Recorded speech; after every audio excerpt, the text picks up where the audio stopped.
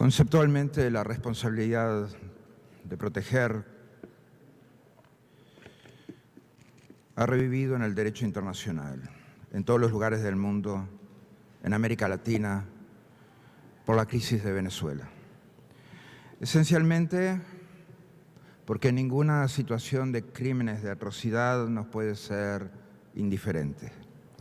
Ninguna situación masiva de crímenes de lesa humanidad nos puede ser indiferente.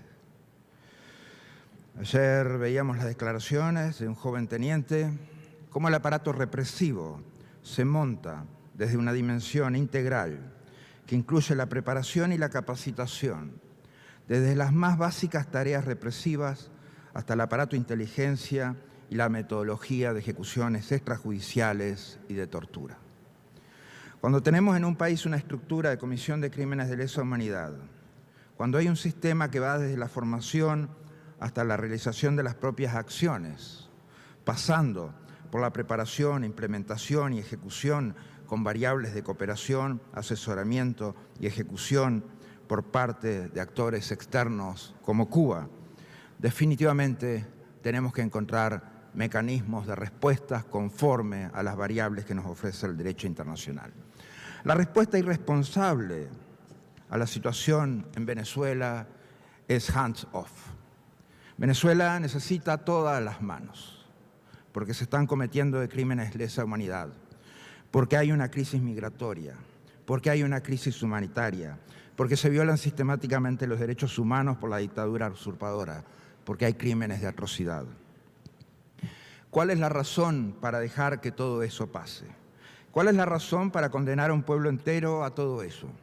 ¿Cuál es la razón por la que deberíamos negar al pueblo venezolano instrumentos que el derecho internacional del siglo XXI ha ido afirmando como la responsabilidad de proteger? Queremos paz en Venezuela. Hoy no hay paz en Venezuela. En Venezuela hay una guerra declarada contra el pueblo venezolano. Hay una guerra sucia. Hay una guerra que usa armas convencionales y armas no convencionales como los propios derechos de la gente.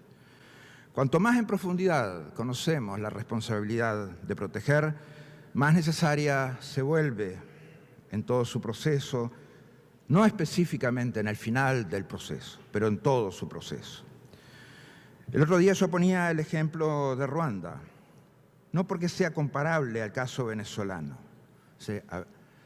Muy estúpido el que dijera eso, muy estúpido el que dijo eso, sino para demostrar hasta qué punto, hasta qué extremo puede llegar la indiferencia de la comunidad internacional, hasta qué punto puede llegar la cobardía de la comunidad internacional para tomar acción.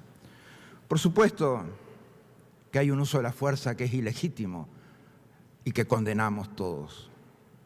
Por supuesto que se debe dar una evaluación para determinar oportunidad y razón. Pero nunca, nunca, nunca podemos ser tan inmorales de tergiversar las razones para no actuar. Nunca podemos ser indiferentes al sufrimiento de millones, a la violación sistemática de derechos de millones. Nunca podemos ser indiferentes a una purga de millones de venezolanos forzados a abandonar su país por esta violación sistemática de derechos humanos que van desde la salud, desde negar medicinas, negar tratamiento médico por razones políticas, negar alimentación a niños y a menores, llevar presos políticos, torturarlos, ejecutar extrajudicialmente en las comunidades con niveles de represión micro. No podemos seguir llamando colectivos a los paramilitares, como decía ayer Tamara Sujo. Este es un sistema absolutamente coordinado, un sistema represivo absolutamente coordinado, que va desde la represión a nivel micro, a nivel comunitario, hasta los más altos puestos de la política. Toda la sociedad venezolana es afectada por estos niveles de represión. Como fue afectado el jefe de despacho del presidente encargado, Juan Guaidó, anoche, como es el caso de Marrero, como es el caso del general Baduel, del diputado Requesens. Nuestra respuesta no puede ser un comunicado de condena. Esos tiempos ya están pasando, ya son completamente insuficientes. Comunicados de condena, se llevaron preso a Marrero. Cuando se lleven preso a Guaidó, ¿qué hacemos? ¿Otro comunicado de condena? Esa definitivamente no es la clase de respuesta que la comunidad internacional tiene que dar a situaciones como esta. Es curioso que solo mencionar las 3 palabras responsabilidad para proteger provoca fuertes reacciones inesperadas, que son además reacciones innecesarias. Sospecho que es porque está confundida a la gente con lo que es R2P y lo que no es R2P. No es sinónimo de intervención militar, como algunos interpretan automáticamente. Tampoco su aplicación implica una agresión de facto al principio de autodeterminación y soberanía de las naciones. Eso es no entender R2P desde el comienzo hasta el final. Atajos mentales predominan también entre diplomáticos y la opinión pública con respecto a R2P.